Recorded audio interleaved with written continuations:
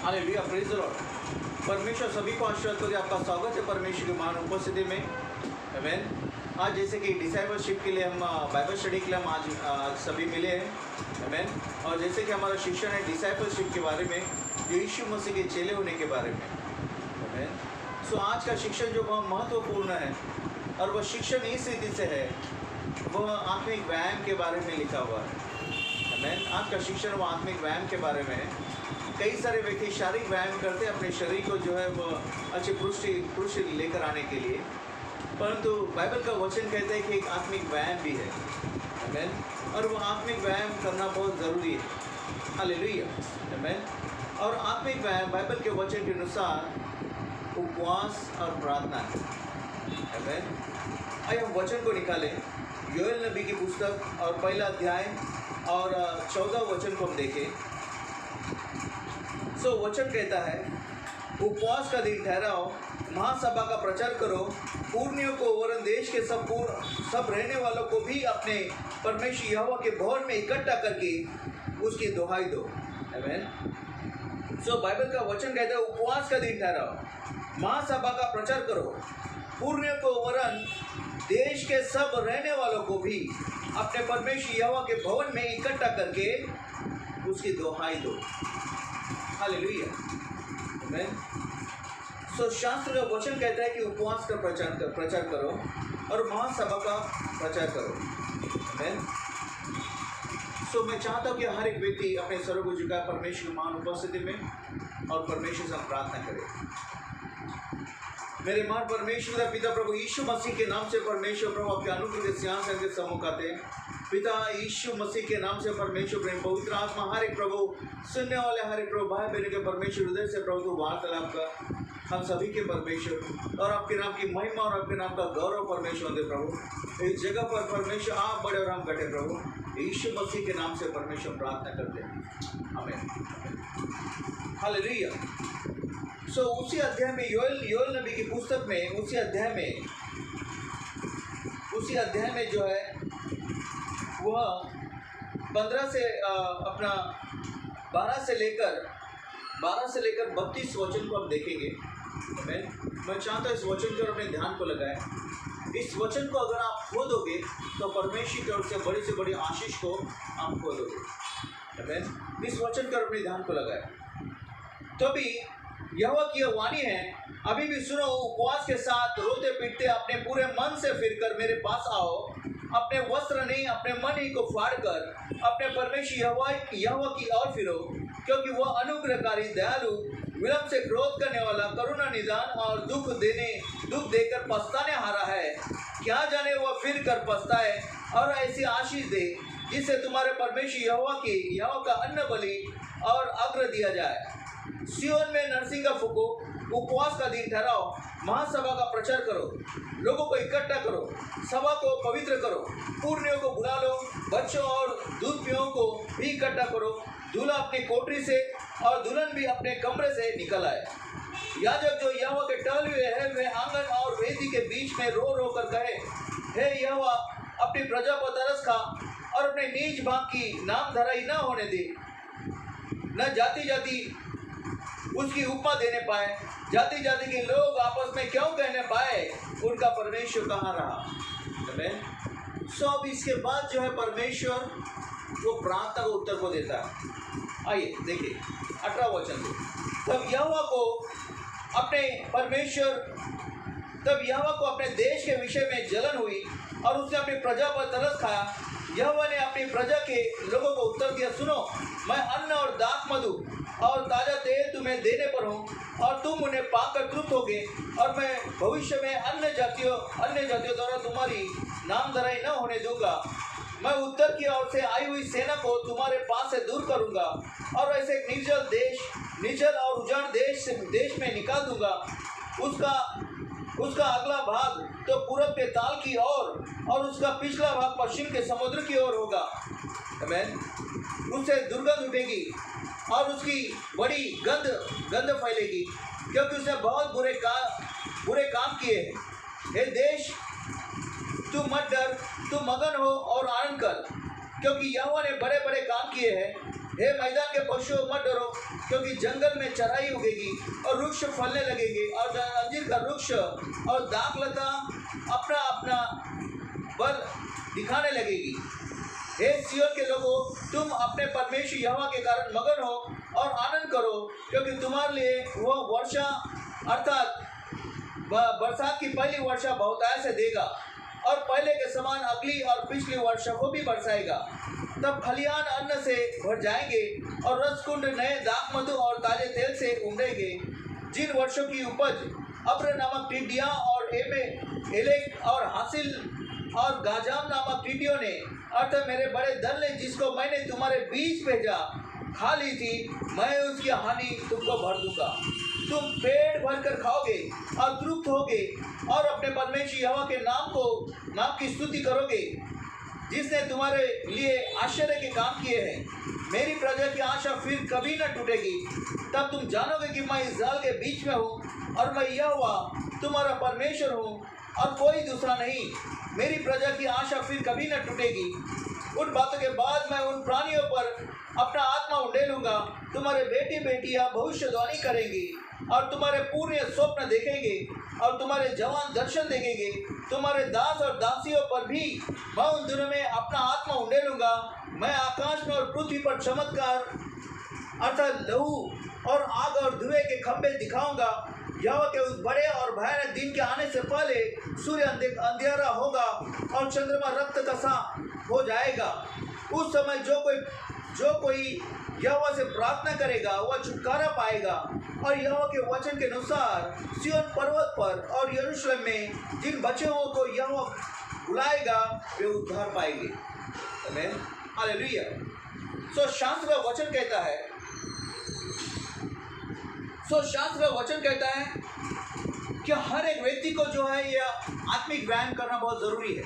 जो प्रभु यीशु मसीह के शिष्य होना चाहते हैं, जो प्रभु यीशु मसीह के चेले हैं, उन्हें उपवास और प्रार्थना करना बहुत ज़रूरी है।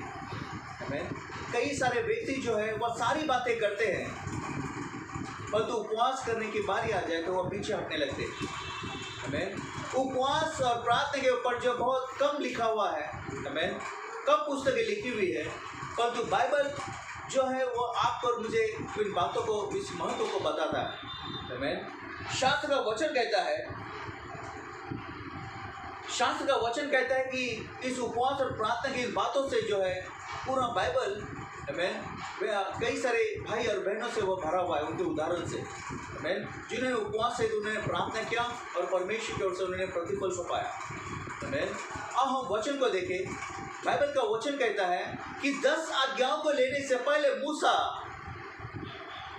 40 दिन और 40 रात वो बिना खाए बिना पानी पिए वो उपवास से प्रार्थना वो परमेश्वर के पास वो 40 दिन रहा और उसके बाद उसने परमेश्वर की ओर से उसने 10 आज्ञाओं को व्यवस्था को लिया। हालेलुया, आमीन।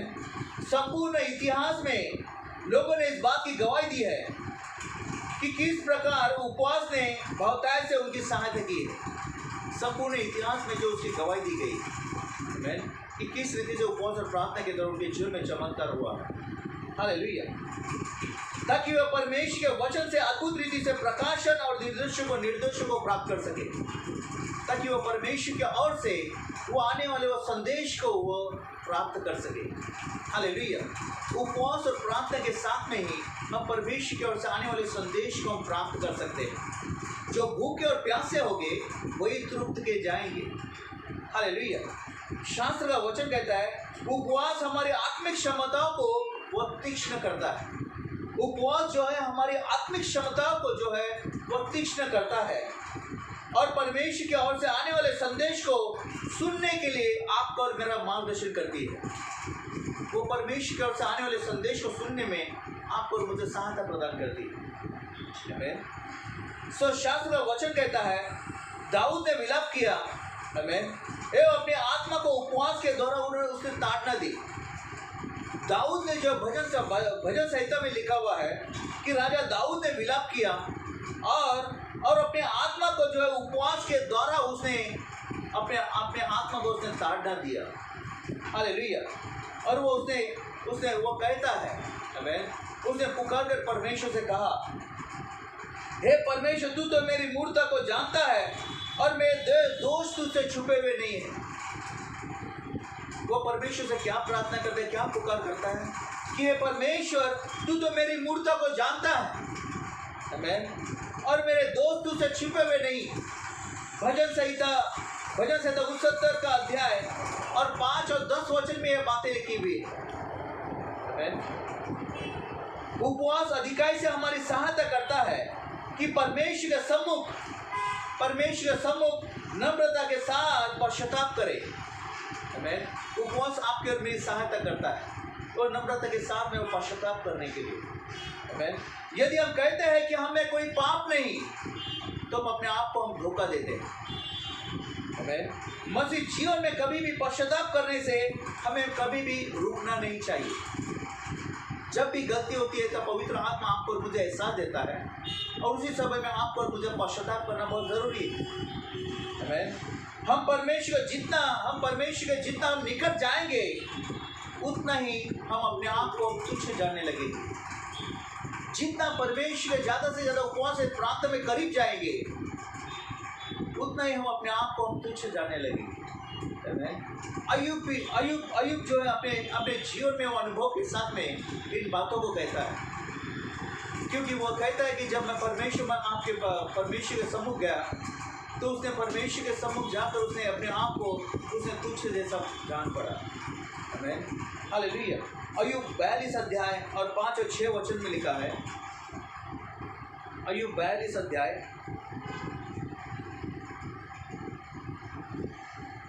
5 और 6 वचन में लिखा है, इसलिए मुझे अपने ऊपर घृणा आती है और मैं धूल और राख में पश्चाताप करता हूँ। आमेन। और 5वां वचन, मैंने कानों से तेरा समाचार सुना था, परंतु अब मेरी आंखें तुझे देखती है। हालेलुया। मैंने कानों से समाचार सुना था, परंतु मेरी अभी आंख मेरी देखती है। और इसीलिए वो कहता है, मुझे अपने ऊपर वो घृणा आती है और मैं धूल और राख में पश्चाताप करता हूँ। हालेलुया।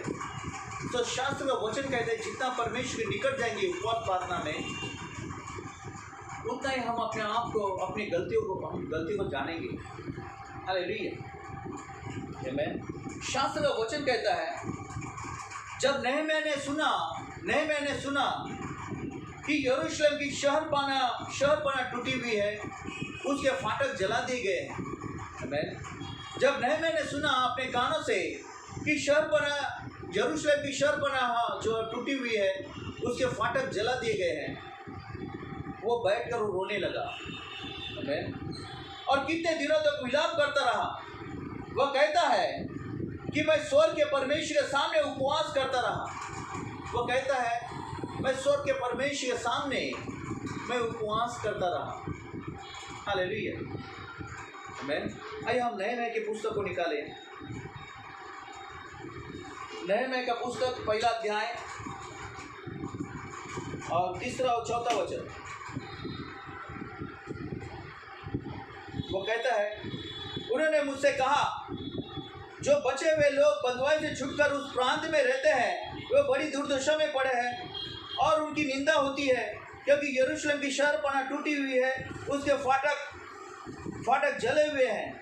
ये बातें सुनते मैं बैठकर रोने लगा और कितने दिन तक विलाप करता और स्वर्ग के परमेश्वर के सम्मुख उपवास करता और यह कहकर प्रार्थना करता रहा। हालेलुया। जब नहम्याह को पता चला कि यरूशलेम की शहरपनाह टूटी हुई है, उसके फाटक जला दिए गए हैं, वो बैठकर वो विलाप करने लगा, रोने लगा, उपवास करने लगा। हालेलुया। ये बातें जो है, यह आज की कलीसिया के बारे में वो बताता है। आज की कलीसिया उसी दौर से जा रही है जो प्रभु यीशु मसीह के दुल्हन है। आमेन। आज जैसे महामारी और महाबीमारी के समय में, आमेन, इस कोरोना के महाबीमारी के समय में सारे भाई बहन इकट्ठा नहीं आ सकते। आमेन। कई सारे लोग दूर है। हालेलुया। वो एक साथ इकट्ठा नहीं आ सकते, प्रार्थना नहीं कर सकते, परमेश्वर को वचन नहीं प्राप्त कर सकते। आमेन। आज वो नहम्याह के समय में जैसे उसने यरूशलेम के बारे में देखा, वैसे आज की कलीसिया के विद्यमान वो कलीसिया की स्थिति है। आज आपको और मुझे भी चाहिए कि आप और मैं भी उपवास से प्रार्थना में जाए, परमेश्वर के सामने उपवास करें, प्रार्थना करें परमेश्वर के सम्मुख, क्योंकि जब तक हम मांगेंगे नहीं तब तक हम पाएंगे नहीं। आमीन। बाइबल का वचन कहता है मांगो तो मिलेगा, ढूंढो तो पाओगे, खटखटाओ तो खोला जाएगा। आज हमें परमेश्वर घर के लिए प्रार्थना करना है, हमारे हर एक हालत हमारे परिस्थिति के लिए प्रार्थना करना है, अपने कलीसिया के लिए प्रार्थना करना है जो परमेश्वर का भवन है। आमीन। हालेलुया। उपवास से प्रार्थना करना बहुत ही जरूरी है। अगर हम नहीं करेंगे तो परमेश्वर की ओर से कोई आशीष नहीं पाएंगे। आमीन। नए करार में देखे, नए करार में बाइबल का वचन कहता है प्रभु यीशु मसीह के पास कई सारे लेवी, वो फरीसी, वो चुंगी लेने वाले आए और प्रभु यीशु मसीह के पास वहाँ आकर वो कहने लगे कि यूहन्ना के चेले तो वो बराबर उपवास करते हैं, प्रार्थना करते हैं। आमीन। वैसे फरीसी के चेले भी वो इस उपवास और प्रार्थना करने, परंतु तेरे चेले वो उपवास प्रार्थना नहीं करते। तब प्रभु यीशु मसीह ने कहा जब तक दूल्हा बरातियों के साथ में है, आमीन, तब तक बरातियों को जो है कोई उपवास करने की जरूरत नहीं। आइए हम वचन को देखें। आमीन। लूका 5 अध्याय को निकालें।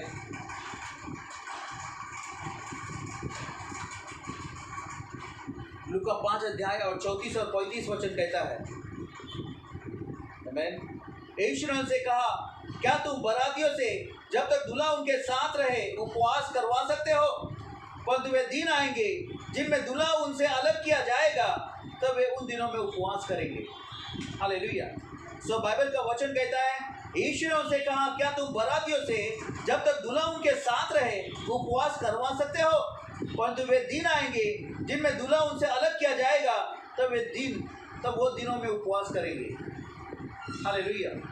सो बाइबल का वचन कहता है कि आज वो विद्यमान दिन है, आज वो दिन है कि हमें परमेश्वर के पास हमें उपवास से हमें प्रार्थना करना है।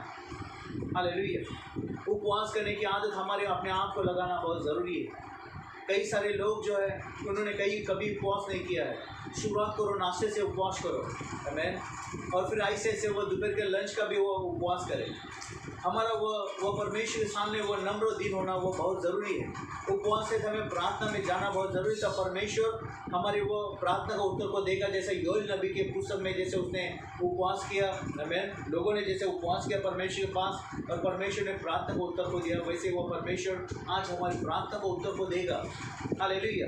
जो प्रभु यीशु मसीह के शिष्य होना चाहते हैं, जो प्रभु यीशु मसीह के चेले, जो प्रभु यीशु मसीह के बताए हुए मार्गों पर चलना चाहते हैं, उनके लिए बहुत ज़रूरी है कि जैसे प्रभु यीशु मसीह ने उपवास प्रार्थना किया वैसे आप पर मुझे भी करना बहुत ज़रूरी है। आमीन। उपवास जो है, उपवास बाइबल का वचन कहता है उपवास करके परमेश्वर कार्य को हम आगे नहीं बढ़ा सकते। आमीन। उपवास करके हम परमेश्वर कार्य को हम आगे नहीं बढ़ा सकते, परंतु उपवास करने के दौरान आप और मैं परमेश्वर कार्य में हम जरूर आगे बढ़ सकते हैं। हालेलुया। आमीन। सो यह आदत हमारे जीवन में लगना बहुत ज़रूरी है। यह आत्मिक व्यायाम है जो हमें रोज़ाना हमें करना है। आमीन। जैसे हमें समय मिले, आमीन, वैसे आपको और मुझे उपवास प्रार्थना में जाना है।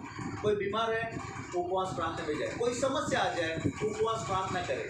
आमीन। अपनी कली से अपना परमेश्वर भवन के लिए भी प्रार्थना उपवास करें, अपने सहकर्मियों भाई बहनों के लिए उपवास प्रार्थना करें। हो सके उन तक जाए, लॉकडाउन के समय में उनके पास जाए, परमेश्वर को वचन को लेकर जाए, उनको उत्साहित करे, उनके लिए प्रार्थना करे, सुसमाचार का प्रचार करें। हालेलुया।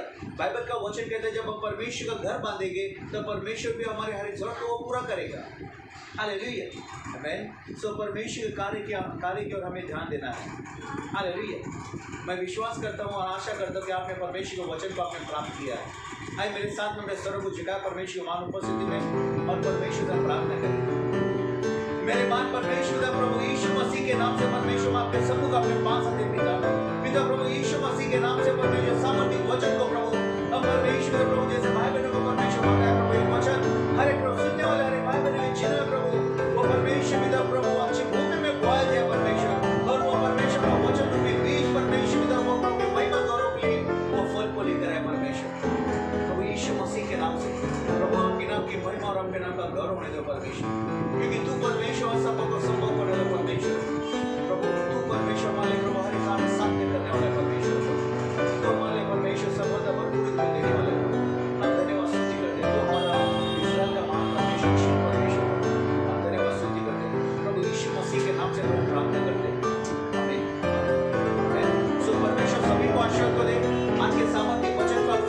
जरूर आप ध्यान दें, ध्यान से सुने और अपने जीवन में उसको परमेश्वर के वचन को प्राप्त करें। आमीन। प्रभु यीशु मसीह के नाम से आमीन। आने वाला संडे हम फिर एक बार दोबारा मिलेंगे। मैं चाहता हूँ कि हर एक व्यक्ति संडे को विश्राम दिन में सुबह 11 बजे आप जरूर इस चैनल पर आए और परमेश्वर